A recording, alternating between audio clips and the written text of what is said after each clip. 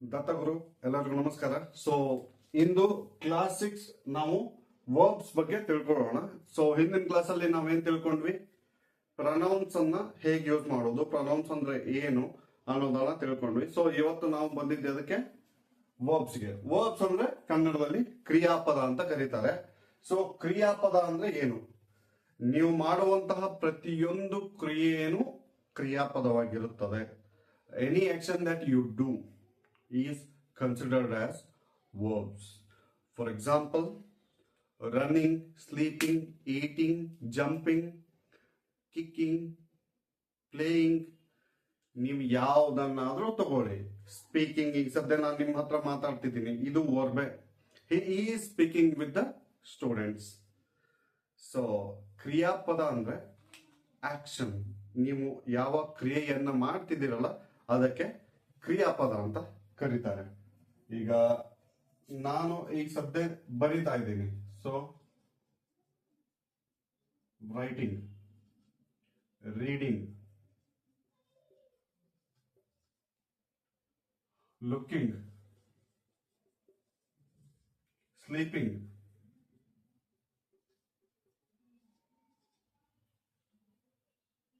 ಇವೆಲ್ಲವೂ ವರ್ಬ್ಸ್ ಆಗಿ ಕನ್ಸಿಡರ್ ಆಗ್ತದೆ.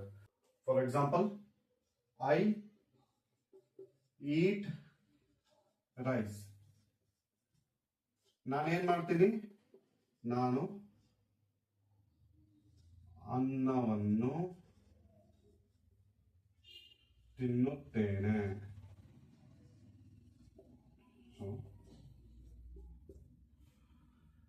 ನೌನು, ಪ್ರನೌನು, ಸಬ್ಜೆಕ್ಟು, ಇದು ಸಬ್ಜೆಕ್ಟ್, ಇದು ವರ್ಬ್, ಇದು ಆಬ್ಜೆಕ್ಟ್. ಕನ್ನಡದಲ್ಲಿ ಚೂರು ಡಿಫರ್ ಆಗ್ತದೆ, ಸಬ್ಜೆಕ್ಟ್, ವರ್ಬ್, ಆಬ್ಜೆಕ್ಟ್. ಸೊ ಇಲ್ಲಿ ಏನಾಗ್ತದೆ, ನಾನು ಅನ್ನವನ್ನ ತಿನ್ನುತ್ತೇನೆ. ಸೊ ತಿನ್ನುವುದು ಏನಾಗ್ತದೆ? ವರ್ಬ್ ಆಗ್ತದೆ. I cook food. ನಾನು ಅಡುಗೆಯನ್ನು ಮಾಡುತ್ತೇನೆ. ಅಂದ್ರೆ ಇಲ್ಲಿ ಮಾಡುತ್ತೇನೆ, ಐ ಕುಕ್. ಅಡುಗೆಯನ್ನ ತಯಾರಿಸುತ್ತೇನೆ ಅಂತ ಆದ್ರೂ ಬರ್ತದೆ, ಮಾಡುತ್ತೇನೆ ಅಂತ ಆದ್ರೂ ಬರ್ತದೆ. ಬಟ್ ನೀವು ತಿಳ್ಕೊಬೇಕಾಗಿದ್ದು ಇಲ್ಲಿ ಸಬ್ಜೆಕ್ಟ್ ಯಾವುದು, ವರ್ಬ್ ಯಾವುದು, ಆಬ್ಜೆಕ್ಟ್ ಯಾವುದು. ಇಲ್ಲಿ ಸಬ್ಜೆಕ್ಟ್ ಯಾವುದು, ವರ್ಬ್ ಯಾವುದು, ಆಬ್ಜೆಕ್ಟ್ ಯಾವುದು. ಇದು ಒಂದು ಸೆಂಟೆನ್ಸ್ ಫ್ರೇಮಿಂಗ್ ಏನಿರುತ್ತಲ್ಲ, ಇದು ಕನ್ನಡಕ್ಕೂ ಇಂಗ್ಲಿಷ್ಗೂ ವ್ಯತ್ಯಾಸ ಆಗ್ತದೆ. ಈಗ ನೀವು ಡೈರೆಕ್ಟ್ ಆಗಿ ಆಸ್ ಯೂಶುವಲ್ ಇಂಗ್ಲಿಷ್ ನಲ್ಲಿ ಬರೆದ ಹಾಗೆ ಐ ಈಟ್ ರೈಸ್, ನಾನು ತಿನ್ನುತ್ತೇನೆ ಅನ್ನವನ್ನು ಅಂದ್ರೆ ಅದು ಫಾರ್ಮೇಶನ್ ರಾಂಗ್ ಆಗ್ತದೆ. ಸೊ ಹಾಗಾಗಿ ನೀವು ಕಾನ್ಸಂಟ್ರೇಟ್ ಮಾಡಬೇಕಾಗಿರೋದು ಸಬ್ಜೆಕ್ಟ್, ವರ್ಬ್, ಆಬ್ಜೆಕ್ಟ್ ಕನ್ನಡದಲ್ಲಿ ಹೇಗಿರ್ತದೆ, ಇಂಗ್ಲಿಷ್ ನಲ್ಲಿ ಹೇಗಿರ್ತದೆ. ನಮ್ಮ ಎಸ್ಪೆಷಲಿ PSI ಟ್ರಾನ್ಸ್ಲೇಷನ್ ನಲ್ಲಿ ಸಮಸ್ಯೆ ಆಗೋದೇ ಹೀಗೆ. ಅಲ್ಲೇನ್ ಮಾಡ್ಬಿಡ್ತಾರೆ ನಮ್ಮ ಹುಡುಗರು, ವರ್ಡ್ ಬೈ ವರ್ಡ್ ಟ್ರಾನ್ಸ್ಲೇಷನ್ ಅಥವಾ ಸೆಂಟೆನ್ಸ್ ಬೈ ಸೆಂಟೆನ್ಸ್ ಟ್ರಾನ್ಸ್ಲೇಷನ್ ಮಾಡ್ಲಿಕ್ಕೆ ಹೋಗ್ತಾರೆ.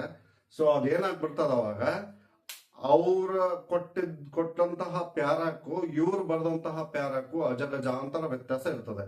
ಸೊ ಯಾವಾಗ್ಲೂ ಫಸ್ಟ್ ಒಂದು ಪ್ಯಾರಾ ಪೂರ ಓದ್ಬೇಕು. ಅವ್ರ PSI ಟ್ರಾನ್ಸ್ಲೇಷನ್ ಕೇಳೋದು ಏನಪ್ಪಾ ಅಂದ್ರೆ, ಈ ಪ್ಯಾರ ಅದ ಏನ್ ಕೊಟ್ಟಿರ್ತಾರ, ಒಂದು ಕೊಟ್ಟಂತಹ ಪೂರ ಒಂದು ಪ್ಯಾರವನ್ನ ಕನ್ನಡದಲ್ಲಿ ಅನುವಾದ ಮಾಡ್ರಿ, ಇಂಗ್ಲಿಷ್ ನಿಂದ ಕನ್ನಡದಲ್ಲಿ, ಕನ್ನಡದಿಂದ ಇಂಗ್ಲಿಷ್ ನಲ್ಲಿ ಅನುವಾದ ಮಾಡ್ರಿ ಅಂತ ಹೇಳಿರ್ತಾರೆ. ಅವ್ರು ಎಲ್ಲೂ word by word, sentence by sentence formation change ಮಾಡ್ರಿ ಅಂತ ಹೇಳಿರಲ್ಲ. ಇದನ್ನ ಯಾರು ಅರ್ಥ ಮಾಡ್ಕೊಳ್ಳೋದಿಲ್ಲ. ಆ ಟೈಮ್ ನಲ್ಲಿ ಟೈಮ್ ಕನ್ಸ್ಯೂಮಿಂಗ್ ಆಗಿರ್ತದಲ್ಲ ಈ ವರ್ಕ್ ಎಕ್ಸಾಮಿನೇಷನ್ ಅಲ್ಲಿ. ಸೊ ಹಾಗಾಗಿ ಅವಸರಕ್ಕೆ ಬಿದ್ದು ಬೇಗ ಬೇಗ ಬೇಗ ಸೆಂಟೆನ್ಸ್ ಬೈ ಸೆಂಟೆನ್ಸ್ ಚೇಂಜ್ ಮಾಡ್ಕೊಂತ ಹೋದಾಗ ಅದು ಅರ್ಥ ಆಗೋದಿಲ್ಲ, ಅನರ್ಥ ಆಗ್ಬಿಡ್ತದೆ. ಸೊ ಹಾಗಾಗಿ ಫಸ್ಟ್ ನೀವು ಇಲ್ಲಿಂದ ತಿಳ್ಕೊಂತ ಹೋದ್ರೆ ನಿಮ್ಗೆ ಇವನ್ PSI ಟ್ರಾನ್ಸ್ಲೇಷನ್ ತುಂಬಾ ಟಫ್ ಆಗೋದಿಲ್ಲ. ಒಂದ್ಸತಿ ತಿಳ್ಕೊಬೇಕು, ತಿಳ್ಕೊಂಡ್ಮೇಲೆ everything will be easy. So next ಈಗ ಟೈಪ್ಸ್ ಬರೋಣ. ಇದರಲ್ಲಿ ನಾನು ಈ ಸದ್ಯದ ಮಟ್ಟಿಗೆ ಚೂಸ್ ಮಾಡಿರೋದು ಕೇವಲ 3 ವೆರೈಟಿನ ಮಾತ್ರ, ಅಥವಾ ಟೈಪ್ಸ್, ಓನ್ಲಿ 3 ಟೈಪ್ಸ್ ಅನ್ನ ಹೇಳಲಿಕ್ಕೆ ಚೂಸ್ ಮಾಡಿದ್ದೀನಿ. ಸೊ ಒಂದನೇದು ಆಕ್ಷನ್ ವರ್ಬ್ಸ್, ಎರಡನೇದು ಆಕ್ಸಿಲರಿ ವರ್ಬ್ಸ್, ಮೂರನೇದು ಲಿಂಕಿಂಗ್ ವರ್ಬ್ಸ್. ಸೊ ನಾವು ಒನ್ ಬೈ ಒನ್ ಈ ವರ್ಬ್ಸ್ ಅನ್ನ ಇವತ್ತು ಕಲಿತಾ ಹೋಗೋಣ. ಮೊದಲಿಗೆ ಆಕ್ಷನ್ ವರ್ಬ್ಸ್ ಅಂದ್ರೆ ಆಕ್ಷನ್ ವರ್ಬ್ಸ್ ಅದರ ಹೆಸರಲ್ಲಿದೆ ಆಕ್ಷನ್ ಅಂತ. ಆಕ್ಷನ್ ಅಂದ್ರೆ ಏನು? ಕ್ರಿಯೆ. ಕ್ರಿಯೆಯನ್ನು ತೋರಿಸುವಂತಹ ಕ್ರಿಯಾಪದಗಳು. ಅಂದ್ರೆ ಅದು ಫಿಸಿಕಲಿನೂ ಆಗ್ಬಹುದು ಆರ್ ಮೆಂಟಲಿನೂ ಆಗಿರ್ಬೋದು. ಫಿಸಿಕಲಿ ಅಂತಂದ್ರೆ ನಾನು ಆಗ್ಲೇ ಹೇಳ್ದ ಹಾಗೆ running, jumping, sleeping, walking, talking. I am speaking with children. ಇದು ಫಿಸಿಕಲ್ ಆಯ್ತು. ಓಕೆ, ಈಗ ಮೆಂಟಲ್ ಬಗ್ಗೆ ಅಂತ ಅಂದ್ಬಿಟ್ಲೆ ಮೆಂಟಲಿ ಅಂದ್ರೆ ಅದು ಹೇಗೆ ಅಂತ ಡೌಟ್ ಬರೋದು ಸಹಜ. ಮೆಂಟಲಿ ಅಂದ್ರೆ ಸಿಂಪಲ್ ಆಗಿ ಹೇಳ್ತೀನಿ, I am thinking to buy a new car. ಏನ್ ಹೇಳ್ರಿ? ಐ ಆಮ್ ಥಿಂಕಿಂಗ್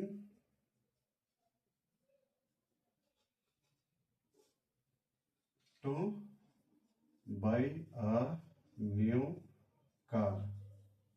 ಇಲ್ಲಿ ಏನಾದ್ರೂ ಫಿಸಿಕಲ್ ಆಗಿ ಅವನೇನಾದ್ರೂ ಮಾಡ್ತಿದ್ದಾನ? ಇಲ್ಲ. ಅಥವಾ ರನ್ನಿಂಗ್ ಸ್ಲಿಪ್ಪಿಂಗ್ ಏನು ಮಾಡ್ತಿಲ್ಲ, ಅವನು ವಿಚಾರ ಮಾಡ್ತಿದ್ದಾನೆ. You can't see what he is doing, you can't see, but he is telling you that he is thinking to buy, where the action is going in the mind, working in the mind. So hence action verbs are that verbs which includes physical or mental action. Action verbs ಅಂದ್ರೇನು? Physical ಆಗಿ ಮತ್ತು mental ಆಗಿ actions ಅನ್ನ ಅಥವಾ ಕ್ರಿಯೆಯನ್ನ ಒಳಗೊಂಡಿದ್ದರೆ ಅವಕ್ಕೇನಂತ ಕರಿತೀವಿ ನಾವು?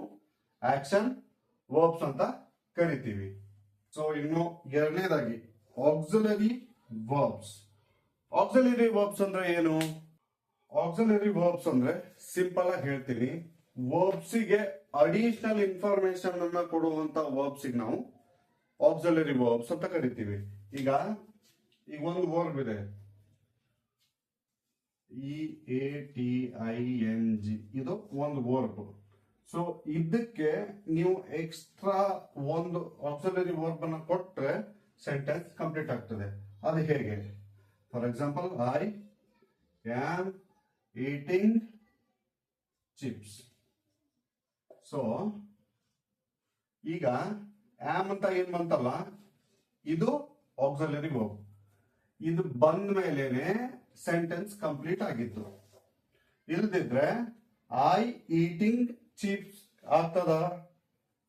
ಆಗೋದಿಲ್ಲ. ಹಾಗಾಗಿ ಆಕ್ಸಿಲರಿ ವರ್ಬ್ಸ್ ಅಂತ ನಾವು ಆಮ್ ಅನ್ನ ಕರಿತೀವಿ, ಈಸ್ ಅನ್ನ ಕರಿತೀವಿ. ಫಾರ್ ಎಕ್ಸಾಂಪಲ್, ಈಸ್, ವಿ, ಹೀಗೆ ಆಕ್ಸಿಲರಿ ವರ್ಬ್ಸ್ ಅಂದ್ರೆ ಸೆಂಟೆನ್ಸ್ ಅನ್ನ ನಾವು ಕಂಪ್ಲೀಟ್ ಮಾಡಕ ಆಗೋದಿಲ್ಲ. ಫಾರ್ ಎಕ್ಸಾಂಪಲ್, ಹ್ಯಾವ್, ಡೂ, ಇನ್ನೂ ಇದೆ. ಸೊ ನಾನು ಎಕ್ಸಾಂಪಲ್ ಬಂದಾಗ ಹೇಳ್ತಾ ಹೋಗ್ತೀನಿ. ಆಕ್ಸಿಲರಿ ವರ್ಬ್ಸ್ ಅಂದ್ರೆ ಗೊತ್ತಾಯ್ತಾ? Auxiliary verbs are the verbs which give additional information or extra information about the verbs. ಕ್ರಿಯಾಪದಕ್ಕೆ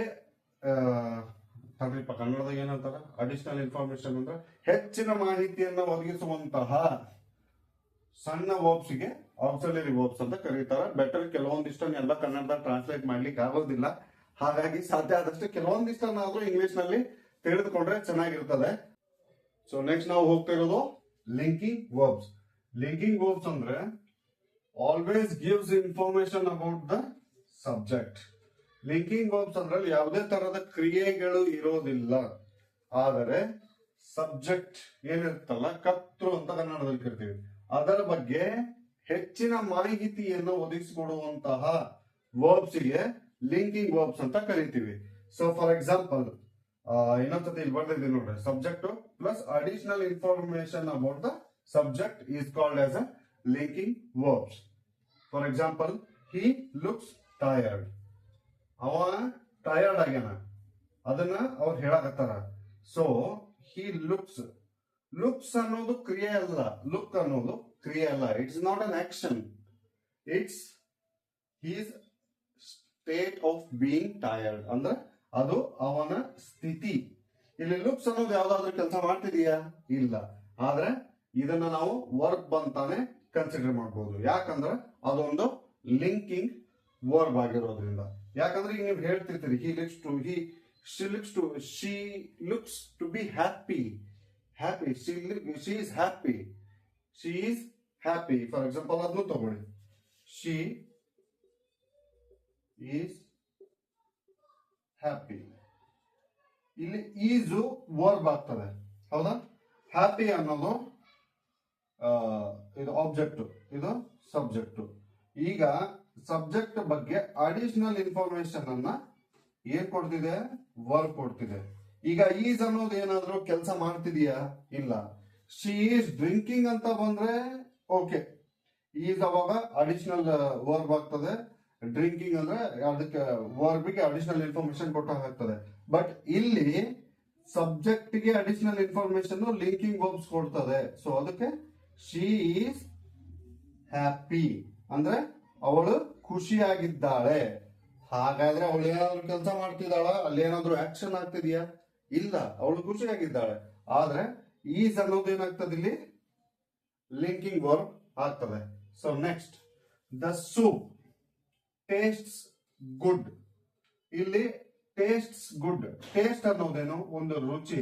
ಆದ್ರೆ ಅಲ್ಲಿ ಯಾವುದೇ ತರಹದ ಕ್ರಿಯೆ ಇಲ್ಲ. ಟೇಸ್ಟ್ ಅನ್ನೋದ್ರಲ್ಲಿ ಯಾವುದೇ ತರಹದ ಕ್ರಿಯೆ ಇಲ್ಲ. ಆದ್ರೆ ಆ ಸೂಪ್ ಹೇಗಿದೆ ಅಂತ ಹೇಳ್ತಿದ್ದಾರೆ. ಹಾಗಾಗಿ ಅಲ್ಲಿ ಏನಾಗ್ತದೆ? ಟೇಸ್ಟ್ ಅನ್ನೋದು ಏನಾಗ್ತದೆ? ಲಿಂಕಿಂಗ್ ವರ್ಬ್ ಆಗ್ತದೆ. ಸೊ ಇವತ್ತಿನ ಕ್ಲಾಸ್ ಅನ್ನ ಮ್ಯಾಕ್ಸಿಮಮ್ ಇಲ್ಲಿಗೆ ಮುಗಿತು ಅಂತ ಅನ್ಕೊಳ್ತೀನಿ ವರ್ಬ್ಸ್ ಇಂದು. ಸೊ ಇನ್ನೊಂದು ಆಕ್ಸಿಲರಿ ವರ್ಬ್ಸ್, ಲಿಂಕಿಂಗ್ ವರ್ಬ್ಸ್ ಹೆಚ್ಚು ಕಡಿಮೆ ಎರಡರಲ್ಲೂ ಮೇಜರ್ ಎಲ್ಲ ಅವೇ ಬರ್ತದೆ.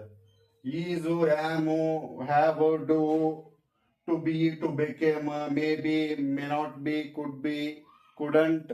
ಸೊ ಇವು ಎರಡರಲ್ಲೂ ವರ್ಬ್ ಸೇಮೇ ಬರುತ್ತೆ.